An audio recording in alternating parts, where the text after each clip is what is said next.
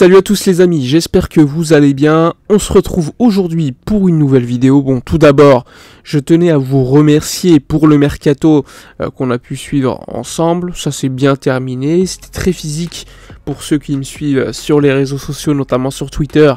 Relayer les bonnes informations, recouper, etc. Bref, informer tout le monde, faire des vidéos en plus, travailler à côté. Bref, c'est vraiment énormément de boulot et je vous remercie de m'avoir suivi pendant ce mercato. Et d'ailleurs, si vous voulez me soutenir un peu plus, n'hésitez pas, dans la description, je vous mets un lien. Donc vous avez la possibilité également de participer à mon développement. Bon, allons-y pour la vidéo de la journée, une vidéo qui va concerner un petit peu le mercato, mais également le sportif.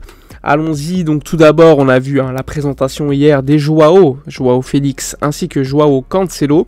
D'ailleurs, Cancelo est attendu probablement titulaire cet après-midi, enfin ce soir plutôt, contre Osasuna. Ça va être un match compliqué. Joao Félix plutôt sur le banc pour commencer, ce qui est plutôt logique à mon avis. Il y a un doute également sur l'ailier droit, plutôt Rafinha, plutôt Lamine Yamal. Moi je considère que ça sera plutôt Rafinha. Question de logique, parce que Lamine, il ne faut pas non plus le cramer assez rapidement.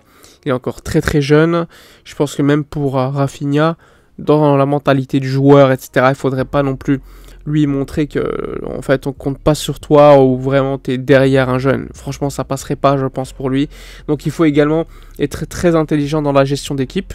Également, probablement, je pense qu'il y aura une attaque à 3 avec notamment Ferran Torres titulaire, puisque Ferran fait un très bon début de saison et je pense qu'il mérite, vu ce qu'il montre sur le terrain, d'être titulaire. Mais après, à voir, être titulaire et apporter, ainsi que être sur le banc et apporter, c'est également différent. C'est deux choses différentes. Pour certains joueurs, c'est plus facile d'être important en sortie de banc que de commencer. Donc peut-être que Ferran, c'est le cas, mais en tout cas, son apport au début de saison, je pense qu'on est tous d'accord pour dire qu'il est plutôt bon. Bref, donc le mercato était très très intense pour en revenir assez rapidement. Le Barça a fait un mercato en positif à plus de 92 millions d'euros, ce qui est assez intéressant financièrement. Et en plus de cela, ce qu'il faut également noter, c'est que le club a baissé la masse salariale de 200 millions d'euros en plus, ce qui est quand même dingue avec tous les départs. Mais bon, les départs étaient tellement élevés en termes de masse salariale. Jordi Alba, Busquets, rappelez-vous de tout cela, Dembélé aussi. Bref, beaucoup de joueurs sont partis.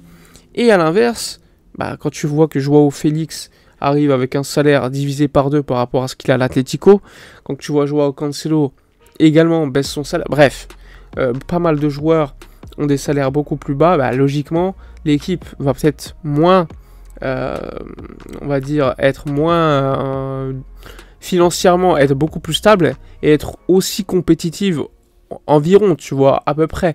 Moi perso, quand je vois les départs et les arrivées, je me dis même que l'équipe s'est renforcée avec une baisse de la masse salariale de 200 millions d'euros, ce qui est complètement dingue. Bon, beaucoup de gens me posent la question également. Bon, le Barça vont devoir faire ça toute leur vie. Chaque été, on va avoir le fair play financier sur le dos. Bon, je vais vous répondre. Eh bien, c'est simple. L'année prochaine, le FC Barcelone sera toujours à Montjuïc pour le début de saison. Pour la suite de la saison, on va réouvrir le Camp Nou jusqu'à 65-70 000 personnes pour la seconde partie de saison. Donc il y aura déjà beaucoup plus économiquement d'argent qui vont rentrer par rapport à la saison actuelle. Néanmoins, tu auras également les retours de prêt, que ce soit de l'anglais, d'en dessous. Tu auras donc des départs également de Joao Félix, etc. probablement. À voir, on ne sait jamais ce qui peut se passer. Mais en tout cas, à la fin du mois de juin, ils vont repartir et d'autres vont revenir. Et donc la masse salariale, elle va se stabiliser. Donc ça, c'est quelque chose de positif, sachant qu'à côté, les revenus juste du stade, par exemple, vont réaugmenter. Évidemment, le fair play financier, on va l'avoir, je pense, sur le dos, encore pour le mercato de l'année prochaine. Mercato de 2024-2025.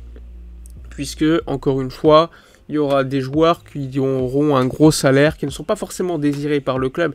Donc, on va devoir, encore une fois, les faire partir afin, encore une fois, de générer du fair play. Bref, vous connaissez l'histoire, l'équilibre limite salariale, masse salariale. Néanmoins, on sera déjà dans une situation beaucoup plus confortable à mon avis que cet été. Cet été, c'était exceptionnel puisqu'on devait baisser la masse salariale de 200 millions d'euros, ce qui est énorme. Là, l'année prochaine, peut-être qu'il y aura une baisse à faire, mais elle sera déjà beaucoup plus moindre. Peut-être que même on aura une limite salariale qui nous permettrait, avec un ou deux départs directement dès le début de l'été, d'être au 1 pour 1 directement et d'être sur le mercato plutôt actif par rapport à cette saison.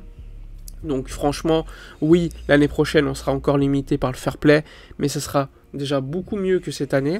On aura un mercato beaucoup plus actif à mon avis.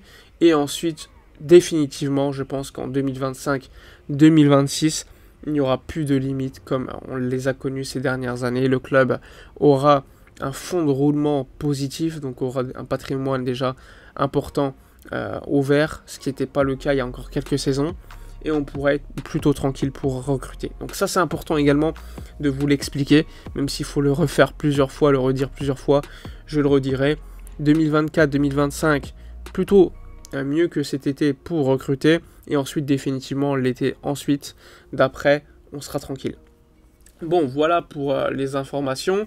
Information également, je vous l'ai dit tout à l'heure, Joao Félix a baissé son salaire de moitié, ce qui est quand même assez intéressant. On a appris également que Abdé, son départ au Real Betis, eh bien, il y aura une clause de rachat pour le Barça de 20 millions d'euros seulement jusqu'en été 2024, sachant que le club a 50% à la revente.